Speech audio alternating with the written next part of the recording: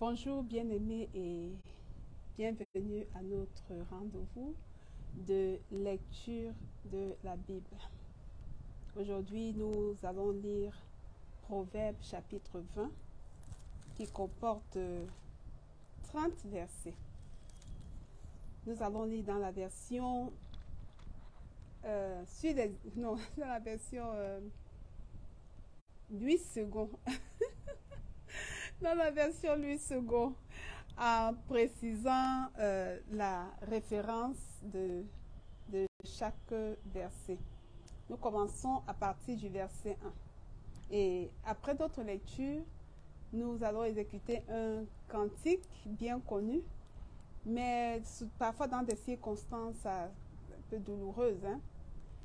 Pourtant, l'histoire qui inspire ce cantique est une histoire, c'est un enseignement de Jésus. Jésus enseignait ses disciples sur la foi, mais qui peut également, cette histoire peut également nous montrer quand un arbre ne produit pas de fruits, il est inutile et on s'en plaint.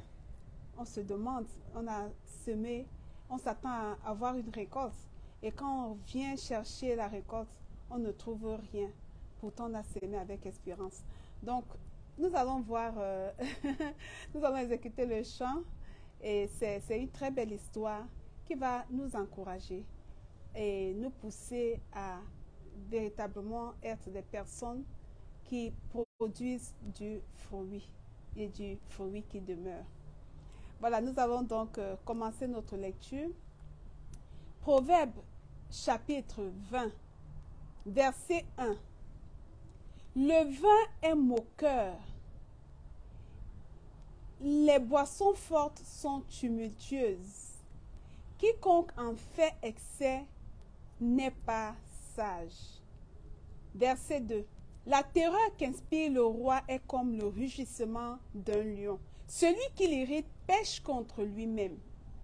Verset 3. C'est une gloire pour l'homme de s'abstenir des querelles, mais tout insensé se livre à l'emportement. 4. À cause du froid, le paresseux ne laboure pas.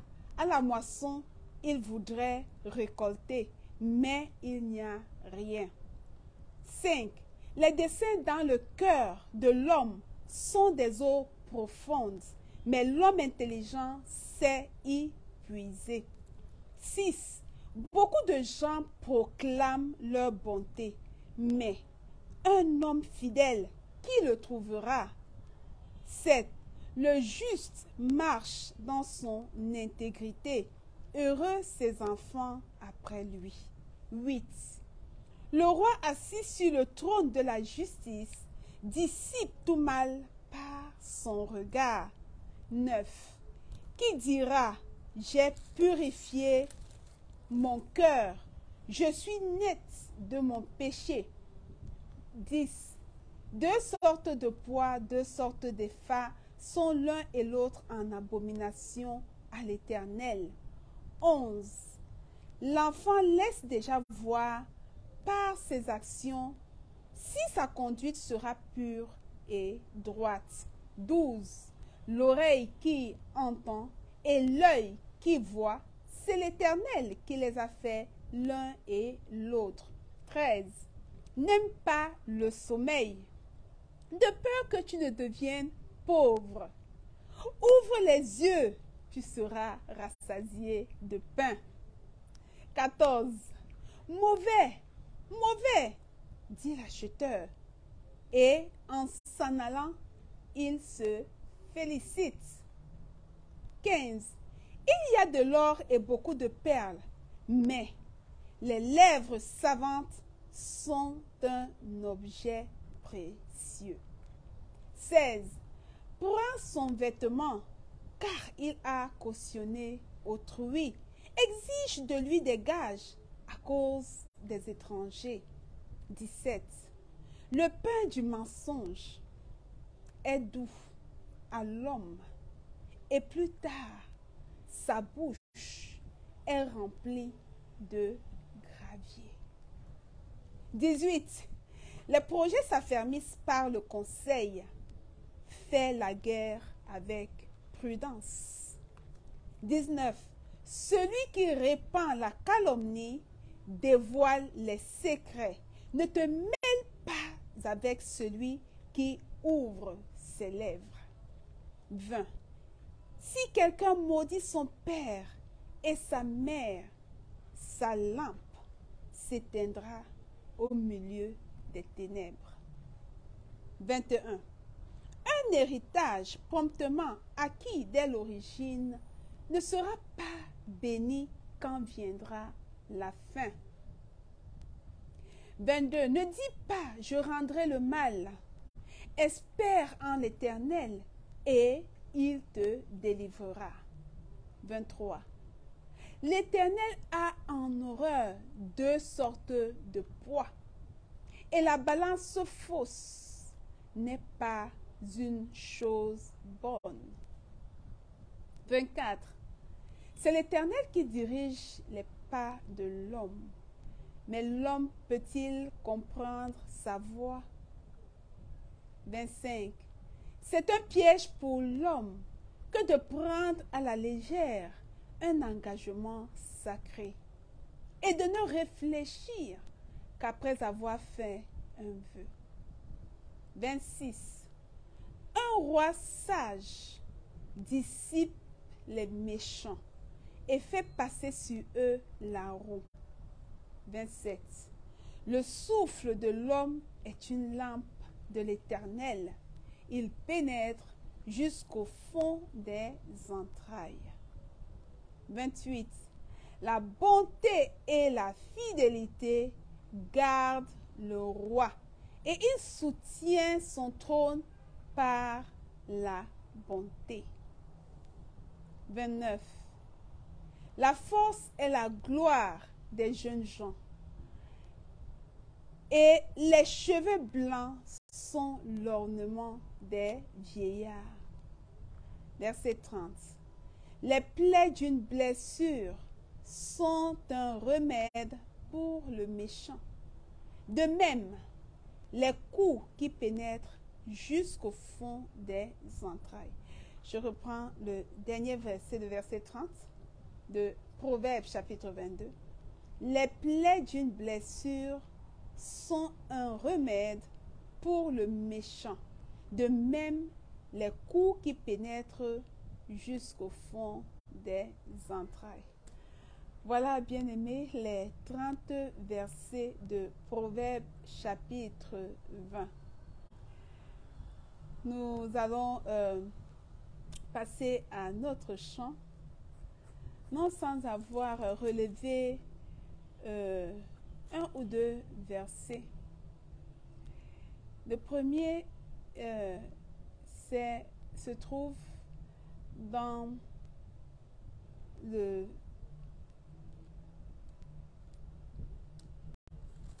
c'est le 20, le verset 20, Proverbes chapitre 20, verset 20. C'est qu'il y a plusieurs qui sont soulignés là et puis je vais sélectionner rapidement deux plus intéressants. Proverbes chapitre 20, verset 20. Si quelqu'un maudit son père et sa mère, sa lampe s'éteindra au milieu des ténèbres. Il faut méditer là-dessus. Hein? Que veut dire maudire son père et sa mère? Et comment la lampe s'éteindra-t-elle au milieu des ténèbres de ce dernier? Et puis, il y a le verset 25. C'est un piège pour l'homme que de prendre à la légère un engagement sacré et de ne réfléchir qu'après avoir fait un vœu. Voilà, bien-aimés, je m'arrête là avec ces deux versets qui vont peut-être nous pousser à la réflexion et vont aussi peut-être nous aider à nous repositionner par rapport à nos actions, par rapport à nos déclarations, par rapport à nos attitudes. Ok, voilà, ceci étant dit, bien-aimés, nous allons continuer avec notre cantique. C'est le cantique dans le recueil de chants Miengema Bona Christo, MMB, Miengema Bona Christo. Et c'est le numéro 114. Je vais juste chanter, je ne vais pas le chanter exactement comme il est écrit dans le Miengema, dans le recueil de chants. Il y a un grand compositeur de chants, Papa Nen Abel, qui n'est plus de ce monde, qui l'a adapté d'une façon merveilleuse. Donc, c'est cette version-là que je vais exécuter. Et je crois que nous allons comprendre mieux encore cette leçon que Jésus a enseignée à ses disciples juste après son entrée triomphale à Jérusalem. Quand il est allé au temple, il a trouvé les vendeurs en train de faire leurs affaires, leur business au temple. Il les a chassés. Et après, il est allé à Béthanie où ils ont passé la nuit. Le matin, quand ils reviennent dans la ville, ils sont sur le chemin. Et sur le chemin, Jésus avait faim. Et il voit, il aperçoit un arbre, un figuier. Et il se dit, ok, je vais me régaler des figues. Et quand il s'en approche, il ne découvre que des feuilles. Pourtant, quand on est dans la version Amplified Bible, il est dit que les fruits du figuier se trouvent sous les feuilles. Sous les feuilles du figuier. Donc, il se rapproche, il ne trouve que des feuilles sans fruits. Et le figuier est donc maudit. Et à travers cela, il enseigne donc la foi à ses disciples en disant que si nous croyons à ce que nous sommes en train de faire, ce que nous déclarons, si nous croyons à cela, nous allons voir cela s'accomplir. Mais le chant relève plutôt le fait que le figuier n'a pas produit de fruits. Le fait que Jésus est venu chercher le fruit sur cet arbre et n'a pas été satisfait. Et l'auteur du chant dit donc que cher arbre, où est ta production? Nous avons semé avec espérance. Nous avons pris du temps pour comment dire ça? Pour te nourrir, pour t'encadrer. Mais à la fin, on s'attend à ce que tu produises du fruit. Et quand on vient voir le bénéfice de notre travail, nous n'en tirons rien. Tout ce qui reste, c'est juste des feuilles. Voilà. Donc, le titre, c'est Bepuma bongo bende biadi tete.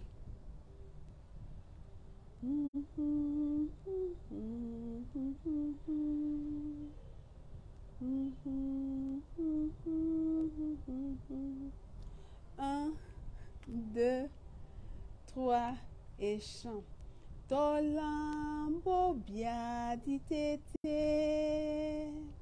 Mudi mubonde nedi makaki mongo mese wolo obenginde bwa bobendolo makaki mongo mese wolo obenginde bwa bobendolo biadi tete abuele yadi longole dewe besa mabwele besa moi tete bepuma bongo bende bien dit tété. Bepuma bongo bende bien dit tété. Bien dit tété, bien dit tété. Abuele yadi longo le dewe. Pesa mabuele, pesa moi tété. Bepuma bongo bende bien dit tété. Bepuma bongo bende bien dit tété. Tolambo bien dit tété. Mon bois et c'est beau sambo. Dide botana. Ma pita messe. Mon seigne bolo. Bien dit tété. Dide botana. Ma pita messe. Mon seigne bolo. Bien dit tété. Bien dit tété. Bien dit tété. Abuele yadi longo le dewe. Pesa mabuele. Pesa ma tété. Bepuma bongo bende bien dit tété. Bepuma bongo bende bien dit tété. Bien dit tété. Bien dit tété. Abuele yadi longo le dewe. Pesa mabuele. Pesa moi tété. Bepuma bongo bende bien dit tété. Bepuma bongo bende bien dit tété. Tolampo bien dit tété. C'est tété doux.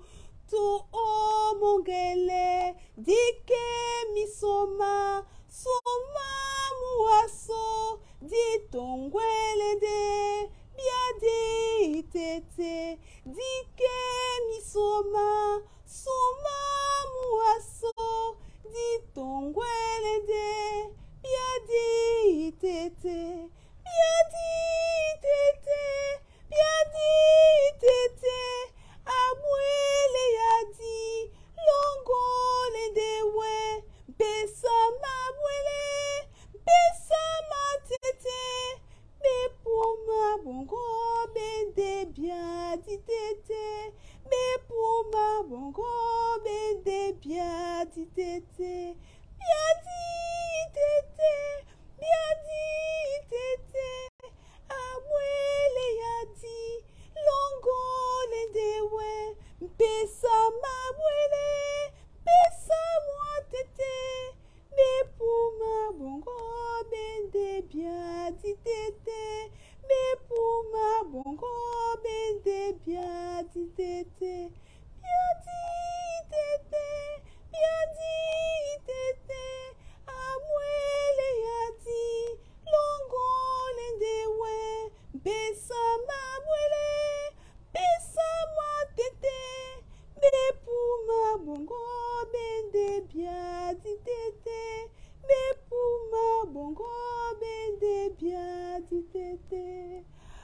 Voilà, bien-aimés, ce merveilleux chant. Bepuma bongo bende bien dit tété. Traduction, ton fruit ne se réduit qu'à des feuilles. À des feuilles vides même, des feuilles vides, parce que le figuier a ceci de particulier que ses fruits se trouvent sous son feuillage, sous ses feuilles. Donc c'est un chant d'encouragement pour chacun de nous.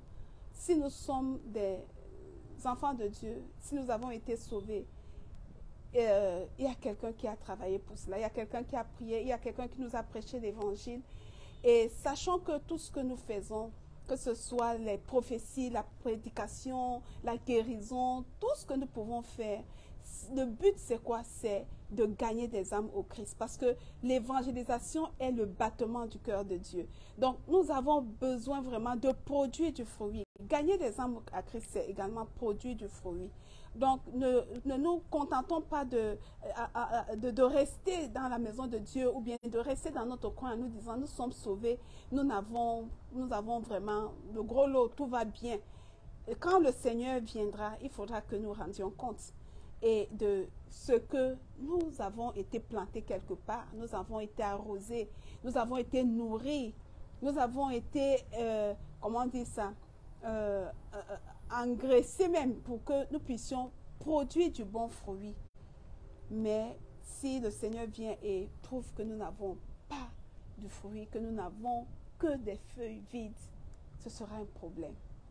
Donc, dès maintenant, si nous n'étions pas déjà engagés dans cette démarche de production, cette démarche-là de production, nous avons besoin de nous ajuster et de regarder, de prier, de nous demander, de demander au Seigneur, si nous ne voyons pas encore, de nous montrer comment produire du fruit qui demeure, du fruit abondant. Voilà, bien-aimés, nous sommes arrivés au terme de notre programme de ce soir. Nous avons lu Proverbes chapitre 20 qui comportait 30 versets. Demain, par la grâce de Dieu, nous allons lire Proverbes chapitre 21 et à la suite, nous allons exécuter un merveilleux chant. Nous allons louer notre Seigneur à travers ce chant-là. Voilà, il ne me reste plus qu'à vous dire bonne soirée, bonne journée, bel après-midi, bonne nuit même. Et que le Seigneur vous bénisse. Merci pour votre écoute. Shalom, shalom. À demain par sa grâce. Bye bye.